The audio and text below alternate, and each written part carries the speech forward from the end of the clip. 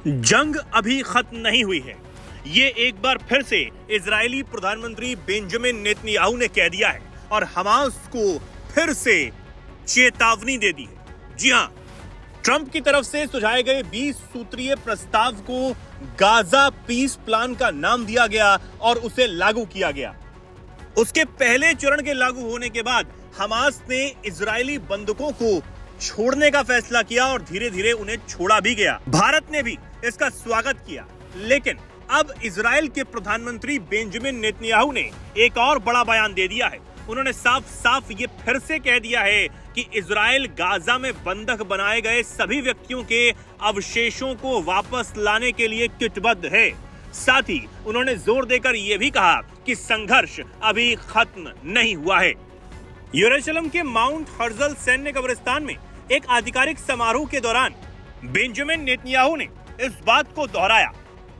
यह कार्यक्रम 7 अक्टूबर 2023 को हमास के इजराइल पर हमले की याद में आयोजित किया गया था, जिसने मिडिल ईस्ट में संघर्ष को जन्म देने का काम किया। और इजराइल को जानने वालों के मन में यह सवाल कौंध रहा है कि क्या अब मिडिल ईस्ट में चल रहा यह संघर्ष खत्म हो गया है?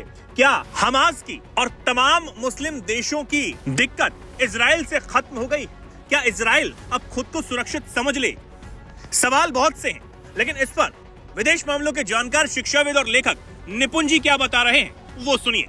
तो अब हम ये मानकर चलें कि क्या शांति की स्थापना हो गई है, जो अमेरिका दावा कर रहा है? मुझे अभी भी ये संदेह है कि क्या वाकई में युद्ध समाप्त हो चुका है।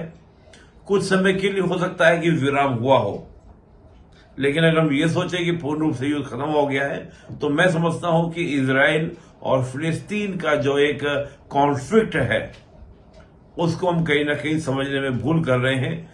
कई बार ये होता है कि जब अंतर्राष्ट्रीय प्रतिक्रियाएं बहुत हावी होती हैं, एक दबाव बहुत ज्यादा होता है, तो उस स्थिति में चीजों को कंट्रोल करने के लिए, नियंत्रण करने के लिए इस प्रकार के स्टेप ले लिए जाते हैं। लेकिन मुझे डाउट है कि अभी पूर्ण रूप से समाप्त होगा या नहीं होगा।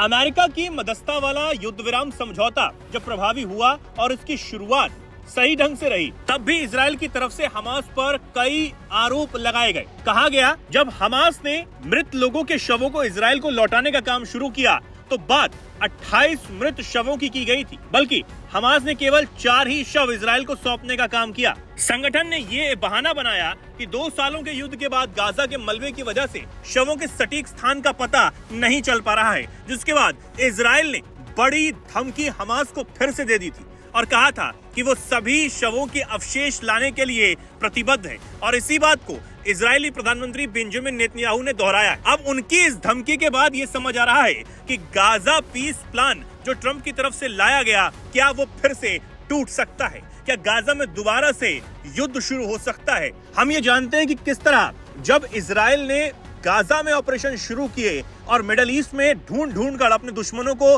ठिकाने लगाने का काम किया, तो बेंजामिन नेतन्याहू ने साफ कहा था कि इजराइल की सुरक्षा और इजरायलियों की सुरक्षा के लिए वो कहीं भी जाकर ऑपरेशन करने के लिए तैयार हैं। अब आप इस पर क्या कुछ सोचते हैं, क्या कुछ कहना चाहते हैं? कमेंट सेक्शन में लिखें और जुड़े रहें, देखते रहें दैनिक जागरण।